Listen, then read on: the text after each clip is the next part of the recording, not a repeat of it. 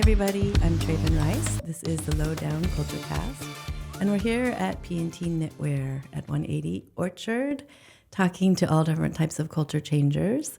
And I'm excited today to be talking to somebody who I would say has been writing about culture changers, and very specifically the historical culture down here, right here on the Lower East Side. I'm speaking today with Dan Slater, who is the author of The Incorruptibles. Dan Slater is the author of Wolf Boys, which was a Chicago Public Library Best Book of the Year, Love in the Time of Algorithms, and The Officer and the Entrepreneur. His latest book, The Incorruptibles, was selected as an editor's pick by the New York Times Book Review. A graduate of Colgate University, New York Film Academy, and Brooklyn Law School, he's written for more than a dozen publications, including The Times, The Wall Street Journal, The Washington Post, New York Magazine, and Boston Globe, among others. So I'm so glad to have you here. I think you're about to also be in conversation with Nikki Russ from Russ & Daughter. Yes, and I'm looking forward to that, and thank you for having me on the show, Traven. It's wonderful to be here. Well, this is like where the story happens. You know, I spent like the last 7 years kind of living here in my mind, but I didn't live here while I was doing the book. Lived out in the countryside in Connecticut. So I came here many times, but like now we get to do an event, which is really fun. Yeah. Speaking to people who do live here now, yeah, maybe are interested in the past of the Lower East Side. Yes. So before we get too far into how fun it is to be right here, we should explain what the book is about. Yeah. You want to explain? You want to do that, or should I? Well, I heard you say it in a way that I thought was really good. It's a true story about the Lower East Side underworld and the secret efforts by wealthy uptowners to eradicate them. That's like that sums it up. One-liner. Yeah, the Jewish underworld of pre-World War I. Mm-hmm. Yeah. So the book, based on all true facts, true crime, true facts, takes place roughly, or focuses on very late 1800s up to like late 1928, 29. Yeah, the story opens in the 1890s and it kind of climaxes around 1911, 12, 13, 14, around there. Yeah. And it focuses on the Jewish ghetto, which was obviously teeming with tons of people historically down here. And this was the most densely packed urban area in the world by 1907. Mm-hmm. Yeah. And it surpassed Mumbai, India for that title. Wow. Yeah. There were as many as 1,500 people living on a single square block. Yeah. Down here. Yeah. And this was these were new waves, perhaps I would say, of Jewish immigrants coming at this point. These were the Eastern Europeans. There had not been many of them in the city prior to about 1882, 1883. That's when the big wave really began. And the wave lasted for about 30 years. Mm-hmm. Yeah. Mm-hmm. And then eventually America decided to shut down the borders in 1924. And that for the next 40 years, from 1924 to the Civil Rights Act, the immigration to America was reduced by like 98%. Yeah. So. And now it seems to be a topic once again. Yep. And it discussed in a very similar way.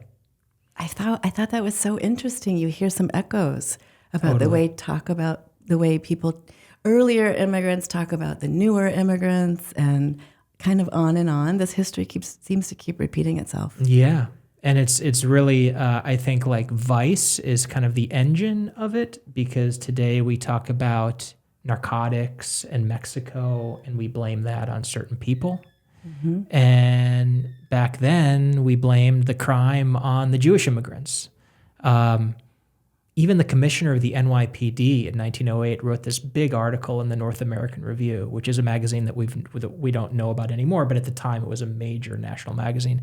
He wrote a big article blaming all the crime in New York City on the Russian Hebrews, saying essentially that it was no surprise that people who lacked language abilities and had no education would turn to selling their daughters on the street and poisoning each other's horses and things like that.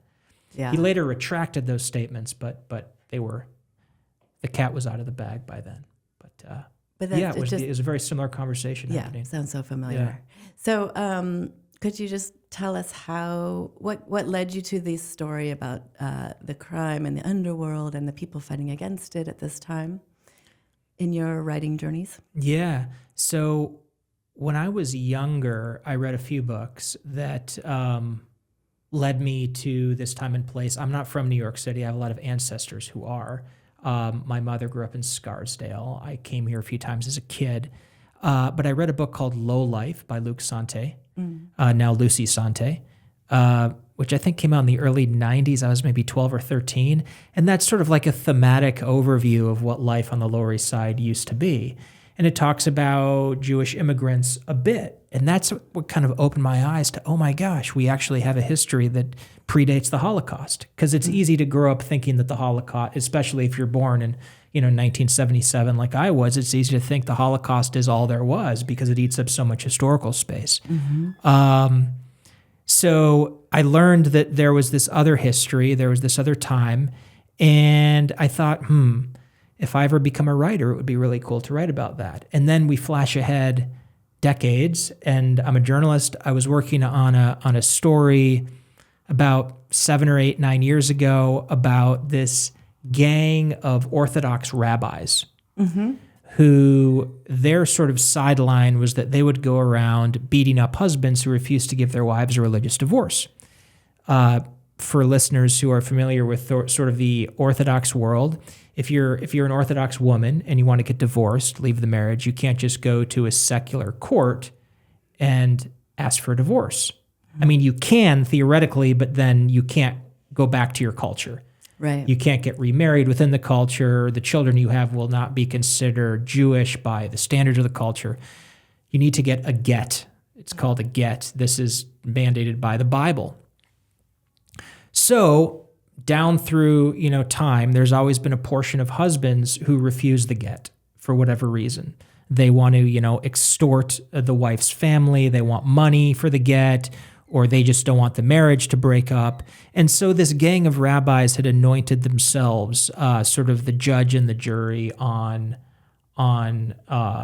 whether a husband was refusing the get unjustly. And if they decided it was unjust and that his reason was not a good reason, they would have a conversation with him. And if that didn't work, then they would pull him into the back of a van and they might break a few ribs and they might do something more extreme, like take a cattle prod to his private parts. And these rabbis had been operating more or less with impunity for about 30 years when the FBI got wind of this. And there was an undercover, a female undercover FBI agent who posed as a woman in the Orthodox community in need of this service.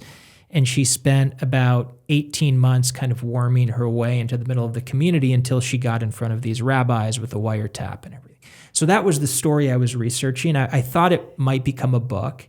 It gravitated to this shorter magazine format. But I worked on it for about 2 years. And in the course of all that research, I read up on the history of violence amongst the Jews, going back as far as I could find things. And in that reading, I returned often to the Lower East Side of pre-World War I New York City and the ghetto here. And what I found, amazingly, was that there had been a lot that was recorded about it, not just in a general way, not just in newspapers, but there was a lot of kind of intimate knowledge that was put down about certain people, profiles, cases, stuff that was obviously written by someone who really knew what they were talking about. And what I found is that the guy who had written it was a young man who it was sort of hard to tell who he was, what he had done. He was very young. He could have been like a researcher. Some of the historians who mentioned him referred to him as a researcher, like an underworld researcher. At times he was a journalist, perhaps. And then someone else referred to him as a knowledgeable vigilante, and that's what really got my attention. He had been more than just sort of a recorder or a reporter. He had sort of conducted some kind of war on crime, and that was the little seed that I followed for the next 7 years. Wow, and that's sort of one of your main characters in the film, Abe Schoenfeld. Yeah, I'd say I'd say there's three main figures in the book, but he's the main guy. Mm-hmm. Yeah. And he kept an actual sort of diary of sorts? Well, so he had been hired by these wealthy uptowners, the German Jews, who had come a generation or two before the Eastern European Jews. They arrived here mostly in the 1840s. And in the course of a generation or two, they famously did very well here. They lived in the Gilded Age mansions uptown, and they owned, roughly half of the firms on Wall Street. They owned, there was one family that owned the New York Times. There was another family that owned Macy's department store. They had built a lot here in America, and they had a lot to lose. And meanwhile, they had these co-religionists who were showing up and filling the ghetto downtown. Mm-hmm. They shared a religion, but not really nothing else. Like, they didn't really know these people. They didn't come from the same world, but they were connected by religion. And so the German Jews took it upon themselves to kind of elevate the downtowners. This was a time when there was no social welfare net. Right. So these were the Jews. So the German Jews had come earlier. These were from Hungary, Poland, farther east, right? The right? Easterners, yeah, they were from Russia, Poland, and Hungary, yeah. And so the German Jews provided bread lines and health care and education and things like that. But one of the sticking points that was hard to address was the problem of crime. Mm-hmm. It's tough to bring up, and it's tough to figure out how to sort of eradicate, which is what they wanted to do. And throughout the sort of first decade of the 1900s, they made several attempts, and those attempts often blew back in their face. And then what happened is in the summer of 1912, there was a murder of a big Jewish gambler named Herman Rosenthal outside of a hotel in Times Square. And because of the very weird circumstances of this murder, which included the fact that there was a cop potentially involved, the story was like on the front pages of newspapers for the next 3 years. And it was international news. Mm-hmm. And this brought even more attention to the subject of Jewish crime in New York City. Mm-hmm. So at this point, the German Jews uptown are like, we really need to do something. We need to figure out a plan. And that's when they found this young man named Abe Schoenfeld, who is from the Lower East Side. He's the son of immigrants. He's raised amongst the Jewish underworld. He knows everything about it. He has lots of friends from his childhood who kind of went into it, got sucked into it.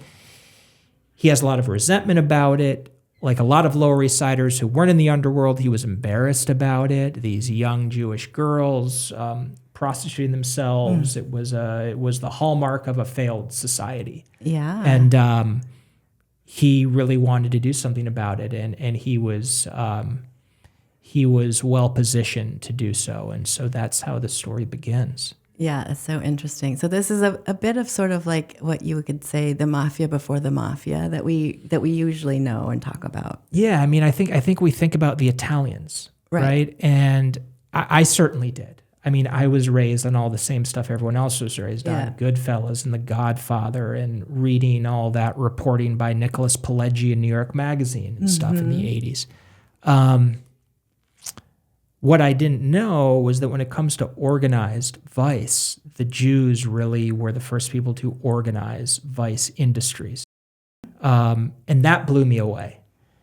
There was each sort of segment of the underworld, the Jewish underworld, had its own club or fraternity. For instance, the Jewish pimps. Mm-hmm. They gathered at a cafe on 2nd Avenue, 92 2nd Avenue. And they had this organization. It was called the Independent Benevolent Association, the IBA. And they were incorporated in Albany. They had bylaws and a corporate constitution that spelled out unemployment rights and burial rights and things like that. And they would meet at this cafe to do business and to network and to pool their resources to pay off the cops. And every other segment of the underworld, the gamblers, they each had a club. And that was something that was very interesting to me because I was like, when did that begin? Mm-hmm. Was that new to their time in New York? Or did that go back to the Pale of Settlement in Russia? Did it go back before that? Yeah. So that was another historical thread I followed. That's really interesting because you hear some things, even today about Teamsters unions and that kind of thing. Yeah, there was a lot of crime in what they call the Hebrew labor unions. We know the Triangle Fire, right? Of course. Yeah. There was no labor protection at all. There was no minimum wage. There was no cap on hours worked. There was no benefits, no health care given. There was no safety regulations in the factory. All the workers were sort of out there on their own. There was no welfare net aside what was given by the wealthy people. And labor in New York, as labor all over the country, became very resentful, very angry, and that led to a lot of violence. And so by 1910, 1911, 1912, there were like wars going on within the factories, because when there was a labor strike on, if you were a garment factory owner, you wanted to get, scabs to fill in the positions. So what you did is you went to the older people who were more desperate and offered them money to come and scab, or you went to black women who were very marginalized and tried to get them into the factories. And then those people became the targets of the labor unions. So there was a lot of violence there as well, and that becomes another problem that these uptowners and the reformers need to address. So there's like prostitution, gambling, narcotics, labor violence. There's the Yiddish horse poisoners, which is a whole other crazy story. So it's not just like an Elliot Ness thing where you're just fighting booze in Chicago. You're fighting this war on kind of multiple fronts. I was going to say that, though. There is that echo. Well, not if the Elliot Ness story comes later, and that almost 20 years later echoes it, though, in a way. Totally. Right? With like the vice, and then the people trying to like take care of it from their own side, and that was so interesting. So by that time, vice regulation has become federalized, which makes that story quite a bit different from the story I'm telling, but it's all part of the same continuum. Yeah, and so you mentioned, one thing as far as like the history down here and the corruption, all of that, you were talking about the Pimps Association, Benevolent Association. But what we don't hear a lot about, I don't think anyway, like I hadn't, is how much prostitution there were, and the women themselves, which I thought was interesting that we could hear a lot of their kind of personal stories and involvement and how they were included. And that's thanks partly to Abe Schoenfeld, who, when he started off as a young reformer, so Abe dropped out of Stuyvesant High School after 9th grade. He didn't drop out because he was a bad student. He actually dropped out because he was one of the best students in the school, and there was a glut of students because you had all these refugee immigrants flooding the neighborhood. So the schools were packed. And one of the ways the principals dealt with it was that they said, all right, we're just going to call the best students into the office and suggest that if they have an idea for a career they want to pursue, we're just going to recommend that they leave. Wow. And that's what they did with Abe. The principal of Stuyvesant High School called him into the office after 9th grade and said, you're not going to learn much if you stay here because the pace is going to be so slow. And he had this father who was a reformer, who was this very well-known reformer in the neighborhood. And so he had been raised in that world of people trying to better the neighborhood. And at the time, when he's a freshman in high school, this is around 1905, 1906, there's a new area of reform that's starting to come of age, and that's vice reform. 1906, you have the first, I think, anti-marijuana law in the country. You have some of the first state-level prohibition laws. And within 5-6 years, all the narcotics become illegal under state law, soon under federal law. And so there was all of a sudden, there was this sort of unofficial field in which young guys like Abe could, and young women too, could kind of go into as researchers, as in his situation, a crime fighter eventually, but they start off as researchers. And so Abe started off kind of going into brothels and just like interviewing the women there. Did his activities go beyond interviewing sometimes? It seems maybe they did. But he was a very good interviewer. He would get a lot of information. And there were other people like him. There was this woman named Maud Minor who would hang out in the courts. And whenever a girl would come in and getting, arrested for being on the streets as a prostitute, she would interview the person. And she wrote this incredible book in 1913 that gives you, the profiles of a bunch of these young women, 12-year-olds, 13-year-olds who were coming into the court. So there was a lot of amazing research out there to read. Yeah. Yeah, from what I can tell, you did a really big, deep dive. Yeah. I was very blown away by how much research seems like it went into this book. Really. It was many years. And can you share the story about this amazing photo archive, speaking of research? Yeah. That we have some photos in the book, which we'll put online, that are just incredible, but something very, I think, gives me goosebumps to hear about how you found out about these photos. Yeah. So, well, first of all, I had, as you say, I just lucked out with this project. I found so many incredible resources. There was a big trove of trial. There is a big trove of trial transcripts that's on file at John Jay College of Criminal Justice up on 59th Street. There's about 4,000 trial transcripts from the early 1900s that a bunch of historians recovered in the 70s. So I would go through Abe's documents where he's talking about all these people in the underworld and the cases they get wrapped up in. Mm-hmm. And I was able to cross-reference that with the trial archive, so I could find the actual trial transcripts of the cases he's talking about. Wow! So that was amazing. And I would look for things like that, stuff that got you really, near the world, close to the world. And every once in a while, I would go on eBay and I do searches on eBay, typing in like Lower East Side, looking for photographs, looking for pamphlets, anything that was like tactile. And there wasn't much. The world of photos, especially of the Lower East Side, tends to be pretty limited, I found. Mm-hmm. You'd see the same ones recycled time and again. Once you read all the books, a lot of the same photos show up again and again. Mm-hmm. Then around 2021, after I'd been working on the book for a couple of years, I go on eBay, as I've been doing like every week. I do my little searches, and I stumbled upon these auctions. It turned out there was an auction company in New Jersey, and every week they were putting up about 400 images on eBay and selling them off individually. Mm-hmm. They would put them up at the beginning of the week, and then the auctions would end on like Sunday, and then they'd put up a new batch. And these were just incredible images. And I was like, where did this stuff come from? What is this stuff?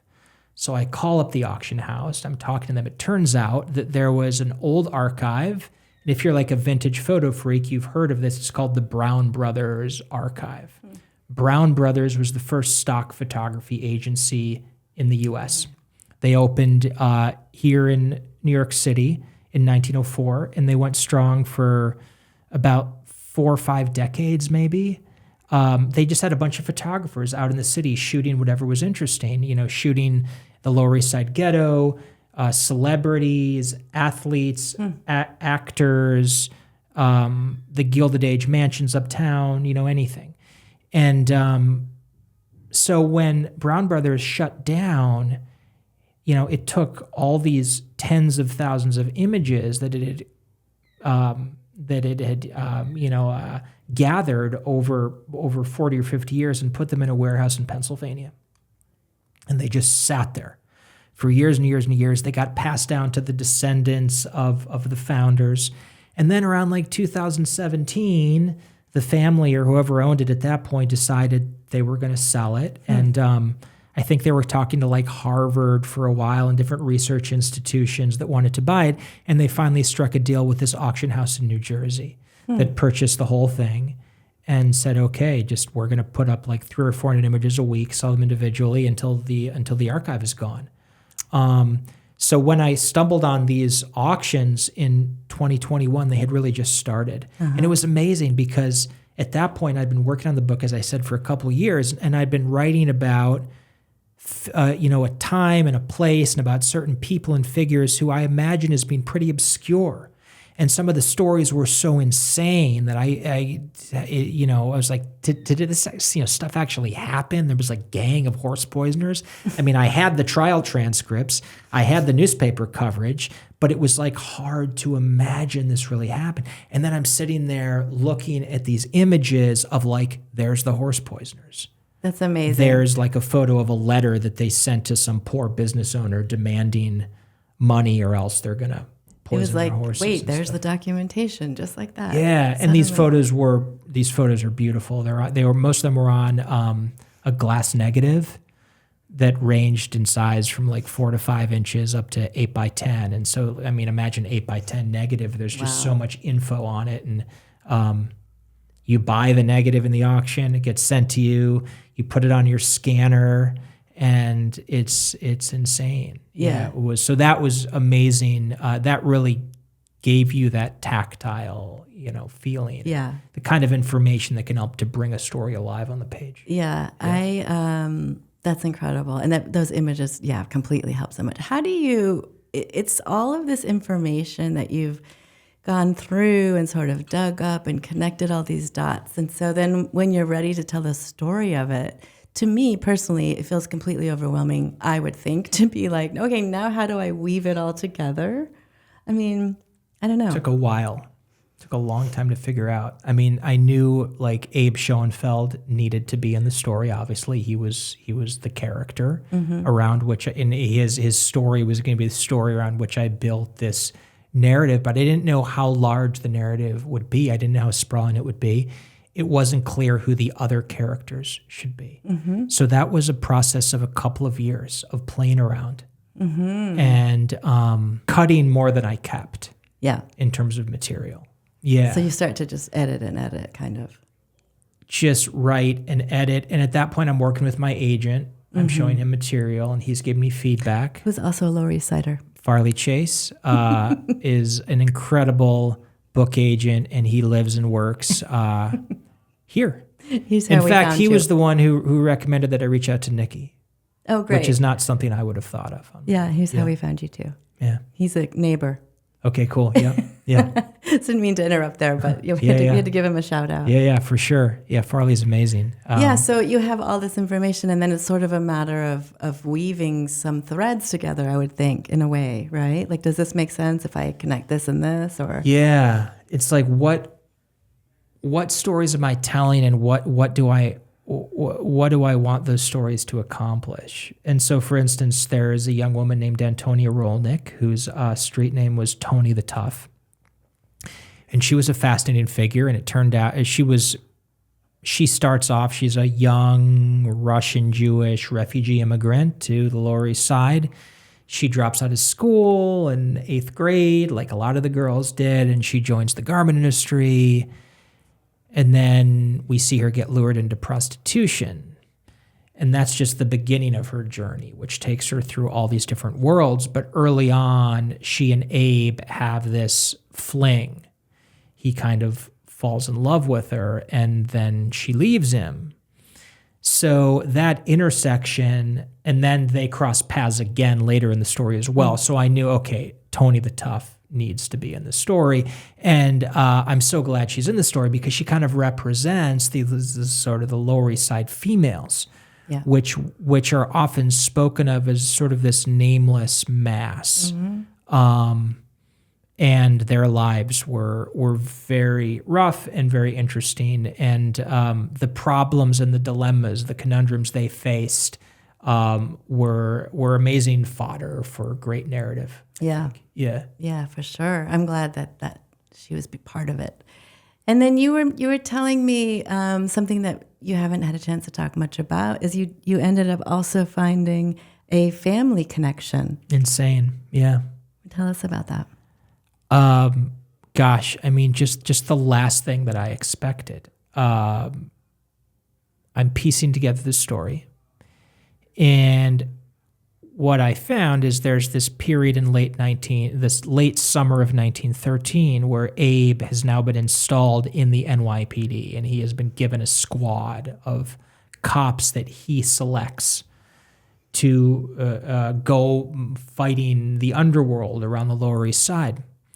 And there comes a point where his father approaches him, and he says, the Klee factory, which is on 4th and Lafayette, right where like NYU is now, will be bombed by these labor thugs in a week. You should use your power in the police force to guard the factory and make sure that doesn't happen. Abe and his father had been having a long-running falling out that started before this incident happens. And Abe also didn't want to be seen as siding with the manufacturers against the unions and the people. So this argument about the Klee factory becomes a big argument between them. And I'm sitting there reading about this, and I'm like, don't I have ancestors named Klee? Like I'm largely Russian Jewish, like 3/4, but my maternal grandmother, they were the German Jews. And she fortunately wrote a self-published memoir that came out.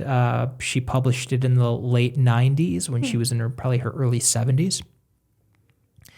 So I was able to go to that, and I was like, yeah, we have these Klee ancestors, and they ran a big garment firm named Klee and Company. Whoa. But in the book, she makes it sound as though that firm was founded in Pittsburgh, and she makes it sound as if it was always in Pittsburgh. So at first I was like, well, there must be lots of Klees, and because like Wolf and these different names that come up.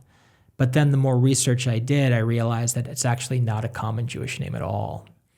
And I learned that my double great grandfather, who inherited the company from my triple great grandfather back in Pittsburgh, he moved the company to New York in around 1891.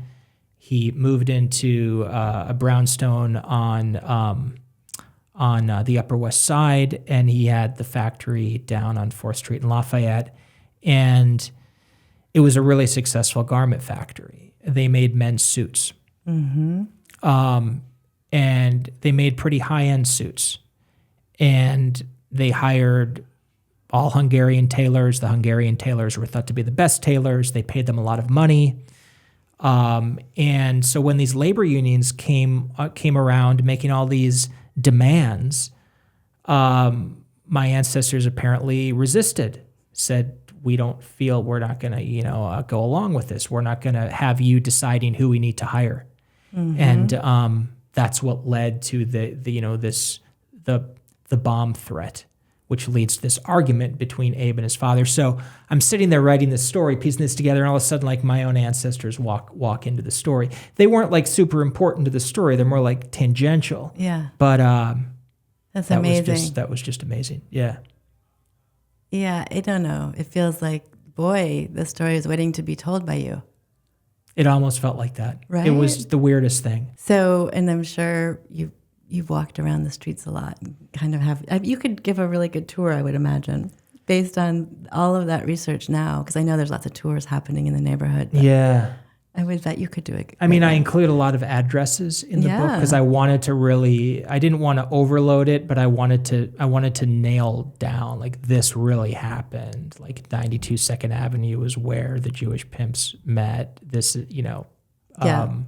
some of those numbers have changed. Yeah. The addresses have changed a bit, but the blocks are still essentially the same. Yeah, it's amazing. Well, I know this is a bit of a big question, but if there was sort of a big takeaway that you would want to leave with your readers about that time down here, what might it be?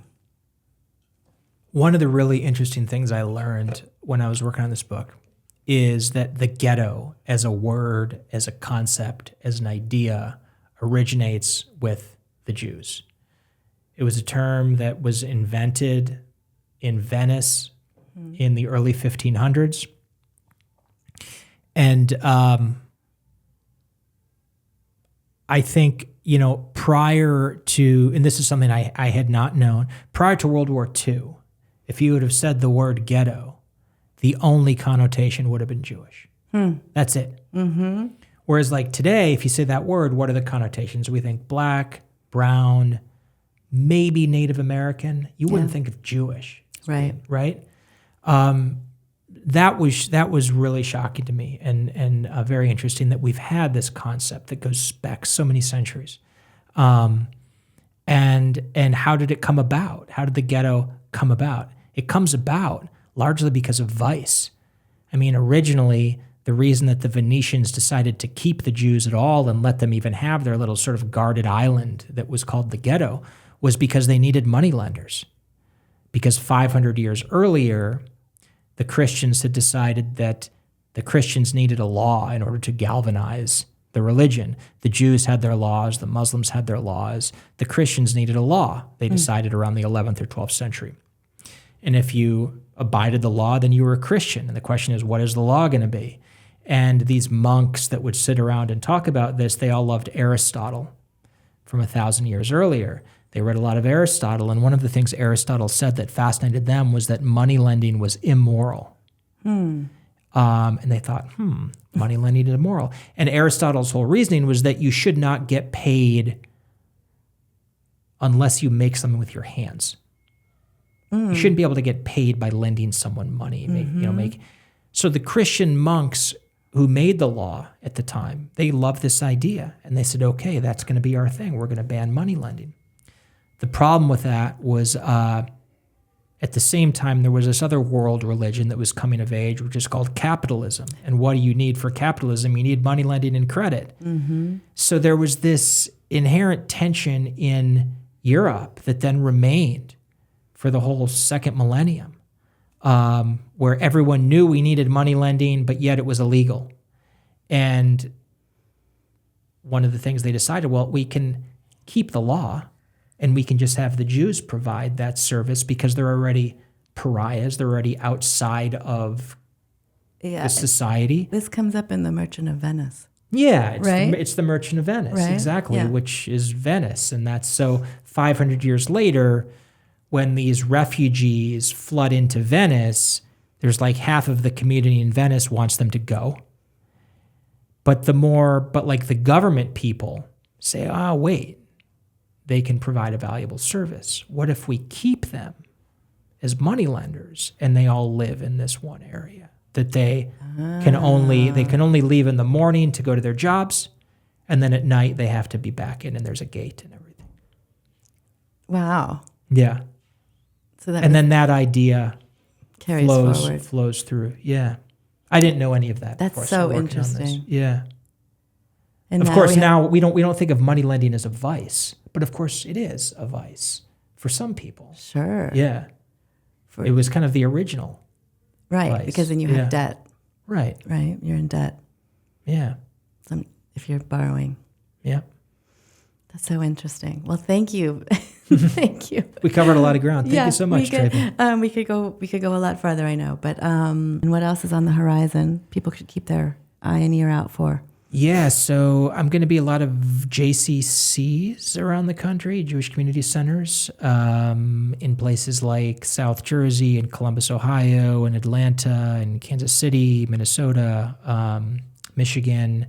Those are more like community things, but I'll be at a lot of bookstores as well. I've been at a lot of bookstores. I will be at Snug Books in Baltimore, which is a great bookstore on, I think, November 21st. I will be at Books on the Common in Ridgefield, hopefully soon. I don't have a date for that. And hopefully be on more podcasts and things like that. Yes, hopefully. And what else? The New York Public Library on January 8th. Oh, great. In the new building on 42nd Street, the Stavros Nikos, I forget the name. It's a Greek name. And they have this beautiful event space on the 7th floor. Oh, great. So I'm going to be projecting all my photographs on the screen. Oh, wonderful. That'll be fun. Yeah. I want to make sure we can share some of those photos. So you're keeping busy. Keeping busy. Yeah. Thank you very much. I would like to come back to Lower East Side for another book, and that also may happen. So, good. Well, keep us posted. I will do. Okay. Take care and thank you. Thanks a lot, Traven.